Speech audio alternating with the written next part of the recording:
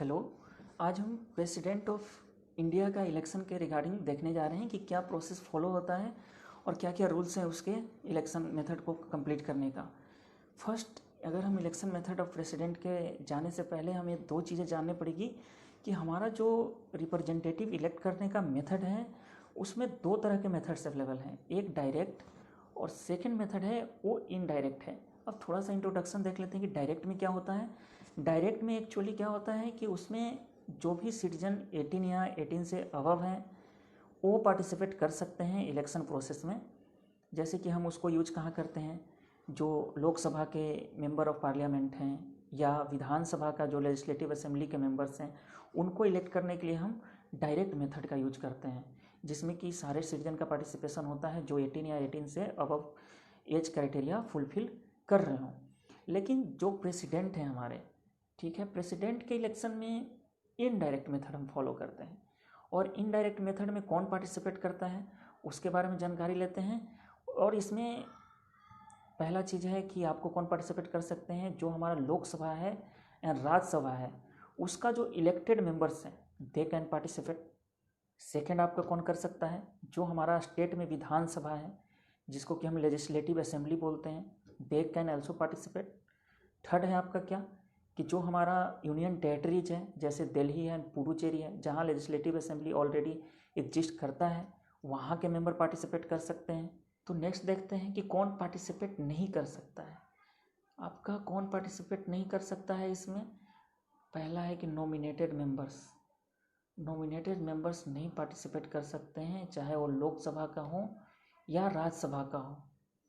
Second है आपका कि जो लेजिस्लेटिव असेंबली का भी नॉमिनेटेड पर्सन है वो भी पार्टिसिपेट नहीं कर सकते हैं।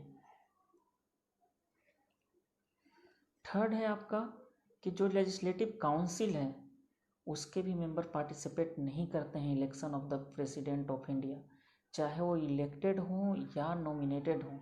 ये हमें बिल्कुल सूक्ष्म रूप से ध्यान देना पड़ेगा कि चाहे इलेक्टेड मेंबर हो या नॉमिनेटेड हो, they do not participate in the election of president if they are belonging from the legislative council.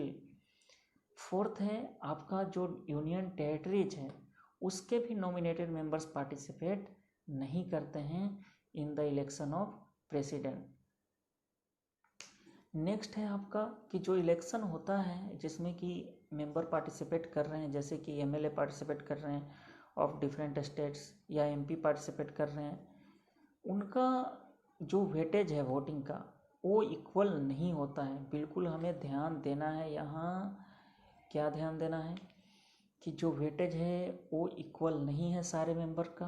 अब वेटेज हम कैलकुलेट कैसे करते हैं, कैलकुलेट करने का इसका प्रोसेस क्या है कि पहले आप वहाँ के टोटल पॉपुलेशन को लें, ठीक है, पॉपुलेशन को आप किससे डिवाइड करें, वहाँ के जितने भी रिप्रेजेंटेटिव्स इलेक्ट होकर आते हैं उनसे डिवाइड करें, प्लस आप किसके डिवाइड करना है, 1000 से डिवाइड करना है। तो you will get whatever number that one is the weightage of the MLA of a particular state. यानी कि अगर हम वेटेज की बात करें कहाँ का, आपका उत्तर प्रदेश का और कहाँ का, गोवा का, तो ऑब्वियसली आपका क्या रिजल्ट आएगा कि जो यूपी के एमएलए होंगे उनका weightage in the election of president more होगा इन द रिस्पेक्ट आपका गोवा का। क्यों, क्योंकि वहाँ जो रेशियो है population by number of total legislative assembly member that one is more, that's why कि voting weightage of the UP MLA are more in the respect to Goa. Next आपका देखते हैं कि जो आपका एमपी है, एमपी भी पार्टिसिपेट करते हैं, लोकसभा का हो या राज्यसभा का, इसका कैसे वेटेज हम कैलकुलेट करते हैं। यहाँ एक चीज़ ध्यान देने वाली बात है कि यहाँ वेटेज जो होता है एमपी का, चाहे वो किसी भी स्टेट से बिलोंग करते हो, यूपी से बिलोंग कर रहे हो या गोवा से बिलोंग कर रहे हो या लोकसभा से बिलोंग कर रहे हो या राज्यसभा से बिलोंग कर रहे हो, उनका सेम होगा। और उसको कैसे कैलकुलेट करेंगे हम, यहाँ पर हम क्या लेते हैं, इसके पहले हमने जो कैलकुलेट किया था total values of vote of the all MLA of all state, क्या करते हैं टोटल वैल्यूज किसका लेते हैं, ऑल स्टेट के एमएलए का, और उसको किससे डिवाइड करते हैं? You have to divide with the total number of elected members of parliament, यानी कि यहाँ आप लोकसभा प्लस राज्यसभा के मेंबर से ऐड करके डिवाइड कर रहे हो, तो बिल्कुल you have to care this step. Next है आपका कि जो प्रेसिडेंट का इलेक्शन होता है वो आपका प्रोपोर्शनल रिप्रेजेंटेशन के द्वारा प्रोसीड करता है। ठीक है, अभी हमने देखा प्रोपोर्शनल रिप्रेजेंटेशन क्या होता है, और इसमें क्या होता है कि सेक्रेट बैलेट का यूज होता है वोटिंग कास्ट करने के लिए। ठीक है, अगर कोई भी कैंडिडेट को अगर प्रेसिडेंट का इलेक्शन जीतना है तो उसे fix Kota of vote gain करना पड़ेगा, तभी वो इलेक्शन जीत पाएगा। अब उसमें देखते हैं कि फिक्स कोटा ऑफ वोट्स का मीनिंग क्या है। फिक्स कोटा ऑफ वोट्स का मीनिंग क्या है कि जितना भी टोटल वैलिड वोट पड़ा है, ठीक है, और टोटल वैलिड वोट हम कैसे निकालेंगे? टोटल वैलिड वोट हम निकालेंगे प्रोपोर्शनल रिप्रेजेंटेशन को उसमें कैलकुलेट करते हुए।